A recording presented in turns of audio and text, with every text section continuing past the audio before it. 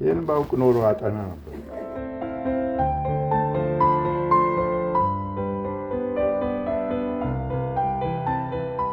እኔ የተወለድኩት ጉመር ውስጥ ድርቦ የሚባል ሰፈር ነው እና እርግጠኛ ቀኑን እና ወሩን አላውቅም እንጂ በ1921 ነው የተወለድኩት።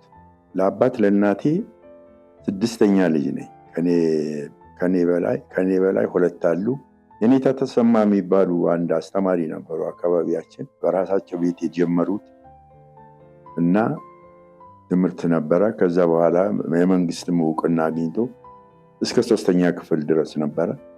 በአንድ ዓመት ውስጥ አንደኛ ፊደል ከነ እንትኑ ጨረስኩና 3ኛ ክፍል ድረስ ሄድኩኝ። 3ኛ ክፍል ድረስ እንጂ ጉመር ሌላ ትምህርት ቤት አልነበረ። እምድብር እንደምንም ብለን አባ ፍራንሷ ጋር ሄደን እዛ እምድብር ስንሄድ 5ኛ ክፍል ገባን። 3 ወር ብቻ ነው የቆየነው። ከዛ 6ኛ ክፍል ሄድን። 6ኛ ክፍል 6 እና 7 እዛ ተማርኩና አዲስ አበባ ተፈሪ መኮንን ላዛሪስት የሚባል የካቶሊክ ቤተክርስቲያን ቄሶች ነበሩ። ግን ዩኒቨርሲቲ እዛ ያስተምሩ ስለነበረ ተፈሪ መኮንን ውስጥ እዛ እያደርን ከዛ ጠዋት ትምህርት ቤት እየሄድን ማታ እየሄድን እናድር ነበር። ዩኒቨርሲቲ እንድገባ ደብዳቤ መልእክት ተነግሮኝ እየፈነደቅኩ ቤት ሲሄድ ማለት ላዛሪስት ቄሶቹ ጋር ሲሄድ ሲነገ ጠዋት ናና አናግረኛለኝ አንዱ ቄስ። በጠዋት ምን እንደው ሽልማት የሚሰጡኝ መሰለኝ። በጠዋት ሲሄድ ከዚህ ቤት ተሰናብተሃል ብለው እንደ ትናንትና ተደስቼ በማግስቱ በጣም ነው ያሳዘኑኝ፣ ያስጨነቁኝ። ሌላ መሄድበትን ቦታ አልነበረም። በዚህ ምክንያት ኮከበ ጽባህ ኃይለ ሥላሴ ስኩል ሃይ ስኩል ኤሌመንተሪም ሃይ ስኩልም ነበረ። በአሜሪካኖች ይመራ ነበረ። ያን ነው የአሜሪካኖች እዛ ትምህርት ቤት ሲሄድ 9ኛ ክፍል ከዛ ያው ከተፈሪ መኮንን ከ9ኛ ሄጄ ስለነበረ እዛም 9ኛ ክፍል ገብቼ ከዛ እዛ ጨርሼ ነው የወጣሁት። ስለ አባቴ የሚሰማኝ በመጀመሪያ ደረጃ ደስ ይለኛል። ብዙ ጊዜ ያልተሰሩ ነገሮችን መስራት ይፈልጋል። እኔ ደግሞ ሳድግ ትዝ የሚለኝ ያበረታታናል። እኔ ብዙ ጊዜ አሁን ስፖርት በማይጀመርበት ሰዓት ሴቶች በስፖርት ላይ ብዙም ትኩረት ባልነበራቸው ሰዓት እኔ ስፖርተኛ ነበርኩ እና አይ አንቺ ወደ ቤት ግቢ፣ አንቺ ሴት ነሽ እንደዚህ የሚል ነገር የለውም። አዲስ ዓለም ሄድኩ። 2 ዓመት ከተማ ካስተማርኩ በኋላ እንደገና አምቦ ሄድኩ። አምቦ ደግሞ ሳይንስ አስተማሪ ነበር። ከ6 እስከ 8 ነው የነበረ እና 2 ዓመት አምቦ አስተምሬ አዲስ አበባ መጥቼ ስራ ጠየቅኩ። ባንክ ስራ ጠየቅኩና እዛ ከጀመርኩ በኋላ ግን ብዙ ገንዘብ ማገኘ መሰለኝ። ያን ጊዜ ኮመርሻል ባንክ አልነበረም፣ ሌላ ስም ነበረው። በየ15 ቀኑ ነበረ ደሞዝ የሚከፈለው። የ15 ቀን ደሞዝ ሲሰጠኝ 95 ብር ብቻ ሰጠኝ። 95 ብሬን ይዤ ፖይንት ፎር ኤዱኬሽን ፕሮግራም የሚባል አሁን ትምህርት ሚኒስቴር አጠገብ ፊት ለፊት ነበር። እዛ ቀጥታ ሲሄድ አንዲት ኦከነር የምትባል አሜሪካዊት አናገረችኝ። በአጋጣሚ እንግሊዝኛዬን ወደደችው። ይሄን ያህል እንግዲህ በጽሁፍ አልፈተነችኝ እና ሌላም ጓደኛ ካለ 2 ቦታ አለና 11 ወር እዛ ሰራሁ። ጊዮርጊስ ቤተክርስቲያን ፊት ለፊት አንድ ምግብ ቤት ነበረና እዛ ሲሄድ ቦታ አጥቶ አንድ ሰውዬ ፈረንጅ ነው። እዛ ሲል ጠርቼ ዩሜሲዳውን ሂራል ቡና እየጠጣን 15 ሳንቲም ነበር። የሁለታችንም 30 ሳንቲም ከፈል። ስም ሊከፍል ሊያወጣ ሲል it's already paid አልኩ። what did it say? ሚያልኩ in this case I have to come every day አለ። ሌላ ነገር ማትጠይቅ ከሆነ ትችላለህ አልኩት። በዚህ የኢሲኤ ፐርሰኔል መሆኑን ነገረኝ። እናንተ ጋር ስራ አለ ወይ ስል for you አለኝ። እና ያን ፖይንት ፎር ኤዱኬሽን ፕሮግራም ትቼ 280 የነበረው እዛ በ420 ብር እዛ ገባ። ጠዋት እዛ ስመላለስ አረፍዳለሁ። በዚሁ ምክንያት እንዳይቀየሙኝ ብዬ እዛ አካባቢ ቤት ስፈልግ አጣሁና በኋላ ምን ትዝ አለኝ፣ የአከራይና ተከራይ የሻጭና ገዥ መገናኛ ጽሕፈት ቤት ብዬ በ20 ብር ሰው ቀጠርኩና በጋዜጣ ስልክ ጎረፋ እዛ አጠገቤ ቤት አገኘ። ጥቂት ቆየውና መኪና አንድ ፈረንጅ መጣና አሃቤ ካርቱ ሴላል በ800 ብር ገዛሁት። 4 ዓመት ቆይቼ በሸጥኩት። ስፖንቴኒየስ የሆነ መልስ አለው ለአንድ ጉዳይ። ለንግግር ብቻ ሳይሆን ሁኔታዎች በሚፈጠሩበት ጊዜ በምን አይነት ከዛ ሁኔታ ውስጥ ሰክሰስፉሊ ለማለፍ መቻሉ እኔም ያስደንቀኛል። እኔም ደግሞ እንደዛ ብሆን ደስ ይለኛል። ከዛ 5 የእንግሊዝኛ ታይፕራይተር 5 የአማርኛ ታይፕራይተር ከጣሊያን ሀገር አመጣሁና ታይፕራይተር ቢሮ እንግዲህ ከኮሜርስ በኋላ የታይፕራይተርን ቢሮ የመጀመሪያ ሰው ነው። የአከራይ ተከራይም የመጀመሪያ ሰው ነው። እና እዛ ብዙ ከሰራን በኋላ እሱን ትተን ብሔራዊ ትምህርት ቤት ከፈተ። ሳን ጆዜፍ በስተጀርባ 1900 ተማሪ ሁሉ ይዞ ትልቅ ትምህርት ቤት ነው። 10,000 ካሬ ሜትር ቦታ ላይ ቤት ሰርተን ምናምን ያደረግነው። በኋላ መንግስት ወረሰው። መንግስት ቢወርሰውም እኔ ዓላማዬ የትምህርት ቤት አንድ ነገር ሰውን ለመፍጠር እንጂ ገንዘብ አልነበረምና ትምህርት ቤቱ እንዳለ ነው የቀጠለው፣ እንዳተሻሽሉ። አባታችን በጣም ጥንቁቅ ሰው ነው። አይታይበትም እንጂ በሁሉም ፕሮግራም ውስጥ በሁሉም አካሄዳችን ውስጥ ቀስ ብሎ ያያል ሁሉን ነገር። እርግጥ ከነገር ሁሉ በላይ ለትምህርት ነው ቫልዩ ያለው፣ ግን ስቲል ለጤናችን ይጠነቀቃል፣ ለጸባያችን ይጠነቀቃል። ኢሲኤ ያለው አመመኝና የረሺያ ሆስፒታል ነበር እንትና ባልቻ ሆስፒታል ሲሄድ አሁን የስነ ጽሁፌ ልመጣ ነው። ባልቻ ሆስፒታል ሲሄድ መረመረኝና ከ15 ቀን በኋላና ቦታ ስለሌለ የሕክምና ሐኪሙ ስለሌለ እንግዲህ እኔ ከሩቅ ሀገር ነውና የመጣሁት 15 ቀን እዚሁ መቆየት ትፈልጋለሁ። 5 ብር ነበረ በቀን የሚከፈለው። እሺ አሉኝ። እዛ ቁጭ ብዬ ነው ከንቱ ኑሮ የሚል መጽሐፍ የጻፍኩት። የመጀመሪያ ስነ ጽሁፍ ጅማሬ እሱ ነው። ሁለተኛ መጽሐፌ ጉዱና ታሪኩ የሚል ነው እና እሱን ለውጬዋለሁኝ። አሁን ይህን ያህል የምትሰጠው አይደለም። አንደኛ የሩጫ ነው፣ ሁለተኛ ደግሞ የእርግጫ ነው። ከዛም ያልሆነ ነገር። ከዛ ሌላ ለምሳሌ አይማሞ የሚለው መጽሐፌ ነበረ። አይማሞም በጃንሆይ ጊዜ ነበረ። ነገር ግን ምን ይላል እዛ በደርግም ጊዜ 1-2 ቀን ያህል ታስሬበታለሁ እና በምን ምክንያት ናየ አይማሞ ነገ ልትረዳው ስንቱ ዘሞ ልብህ ጣፊያ ሊሆን ልታየው ለከርሞ ምነው ባልተፈጠርክ ባልተወለድክ ማሞ አይኖችሽ ይብለጥለጡ ተመልካች ይግረመው በሰል አይባልም እያደር ማሞ ነው። ጋሽ ገብረ ኢየሱስን ያው ጫሙት ሽካ በሚል መጽሐፋቸው ነው እኔ ያወቅኳቸው።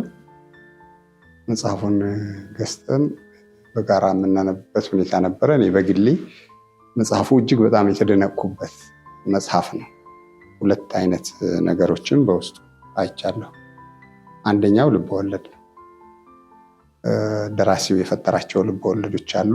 እነዚህ ልበወለዶች በነባራዊውም ዓለም ሊኖሩ ይችላሉ ተብለው የሚገመቱ ያሉና የነበሩ ነገሮች ናቸው። በሌላ በኩል ደግሞ ታሪክን አየሁበት፣ እውነተኛ ታሪክ ማለት ነው። ለምሳሌ አባ ፍራንሷን በተመለከተ የጻፈው ነገር እውነተኛ በዚሁ ዓለም የምናያቸው የምናውቃቸው የእሳቸው መንገድ ተከትለን የመጣን ትውልዶች ስለሆነ ያ ታሪክ በሆኑ በልበወለድ በፈጠራቸው ሰዎች አንደበት እንዲተረክ ያደረገበት አግባብ የመጽሐፉን አቀራረብ እጅግ እንዲስበኝ ካደረጉ ነገሮች ውስጥ አንዱ ነው። በሁለቱም አቀራረብ በታሪኩም ይሁን በልበወለዱ ትውልዱ ብዙ የሚማርባቸው ነገሮች አግኝቻለሁ ለራሴ። ጫሙት ሽካም በመጀመሪያ ሩቅ ጊዜ ነው የተጻፈው። በ60 ዓመት ገደማ ነበረ እንትን የተጻፈው። ተመያ ቤቱ አንችልም ብለው ነው የመለሱልኝ።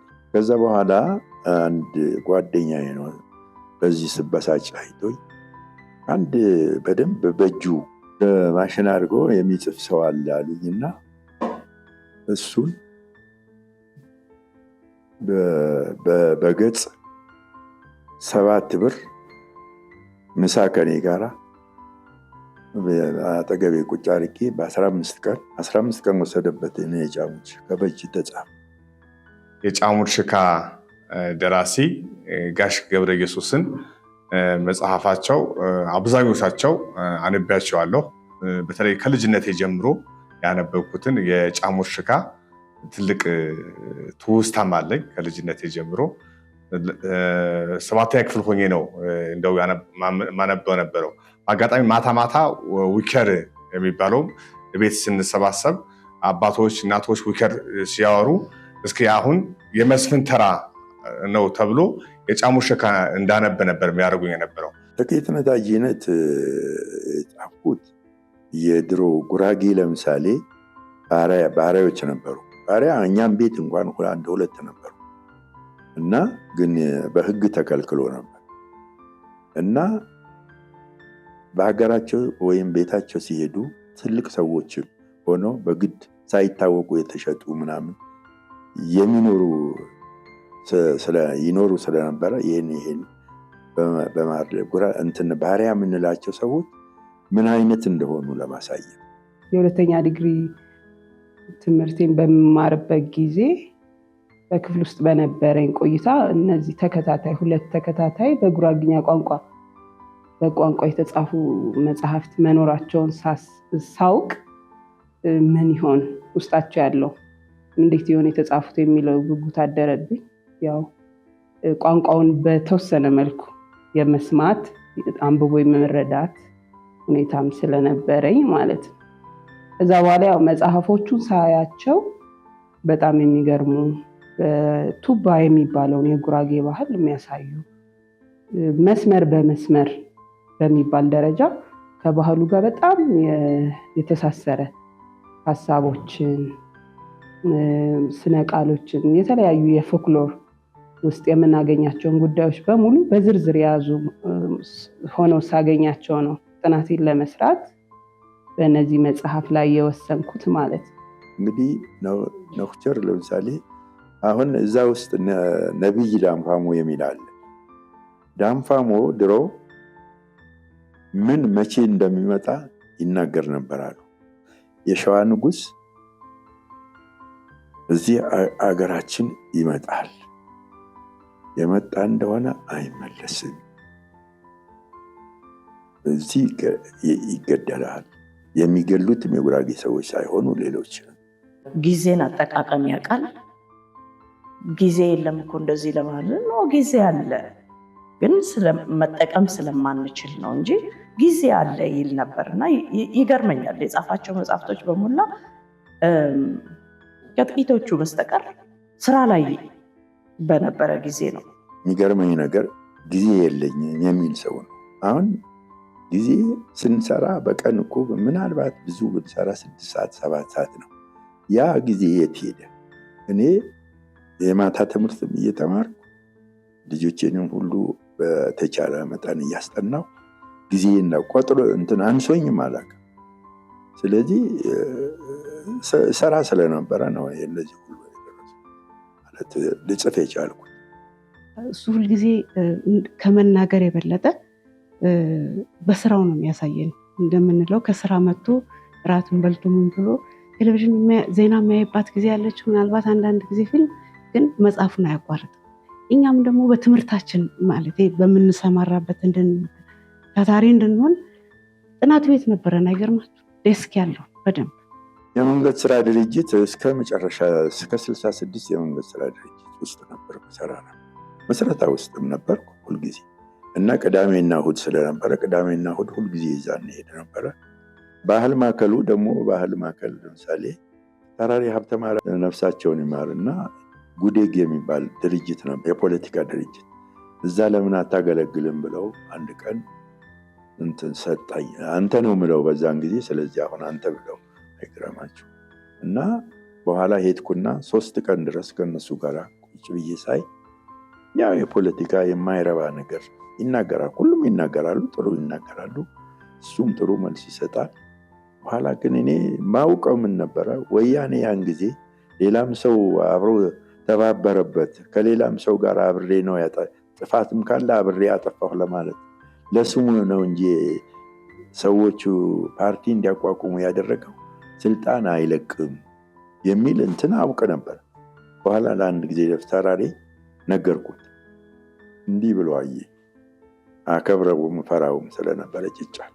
በኋላ ሌሎቹን ነገር ቀስ ብዬ ይህን ነገር በዚህ ምትክ የባህል ማዕከል እንትን አቋቁመን መላ ጉራጌ ገንዘብ አዋጥቶ የመላ ጉራጌን የሚመስል ነገር እንስራ የፖለቲካ ድርጅቱ እንዳለ ብዬ አሳመርኩና አንድ 10 ሰዎችን ዋና አቶ ዮሐንስም አለበት ባይዘው ወልደ ዮሐንስ ያውቃል ነግሬዋለሁ። እድሜያቸው ወደ 90 ምናምን አልፈዋል። ግን ከወጣቶች በቃ ከኔም እድሜ በታች የሆኑት ከልጆች ጋር ሲገናኙ ያላቸው እንትን በቃ ልክ ቅርብ ጓደኛ አቻህን እንደሆነ ነው የሚያግባቡ። እሳቸው ጋር ሳቅ ነው ምንም ነገር ስለ ሽምግልና የምታይባቸው የለም። በንግግራቸው በሆን እያንዳንዱ ልክ ወጣቱን እንትን በቃ እንደ ሙዱ ነው የሚያስተናግዱት። በዚህ ደግሞ እኔ በጣም እደነቃለሁ። በተለይ እያንዳንዱን ካለው ባህሪ አንጻር በተለይ አይነት እንትን ሊኖረው ይችላል። የትምህርት ባክግራውንድን ወይ ደግሞ ወይ የሆነ አነጋገር ላይ ጌቲና ኖርኛ ሶድኛ ሲባል እሳቸው ላይ ግን እያንዳንዱ የተወሰነ እንትን አለ። በቃ እያዋዙ ነው። በድሮ ጊዜ እኮ አንዴ ምን አይነት ውከል ላይ ምን አጋጠመን መሰለህ ያሉ በቃ ከአሁኑ ከህይወቱ ጋር የሚገናኘው ነገር አሁን ስናገኛቸው ራሱ ስለ ቤተሰብህ እንዴት ነው? አንተ ስራህ እንዴት ነው? እንዴት አደረከው? እንዴት አሳደግከው? አሁንስ እንዴት ነበር? እንዴ ባለፈ እንደዛ ላይ ነበር አሁን እንዴት ደረሰ?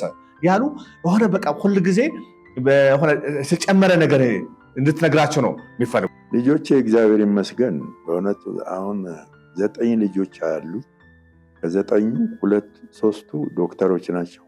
ሌላው አንድ ባቼለር ስትሆን ሌላው ሁሉ ማስተርስ ነው።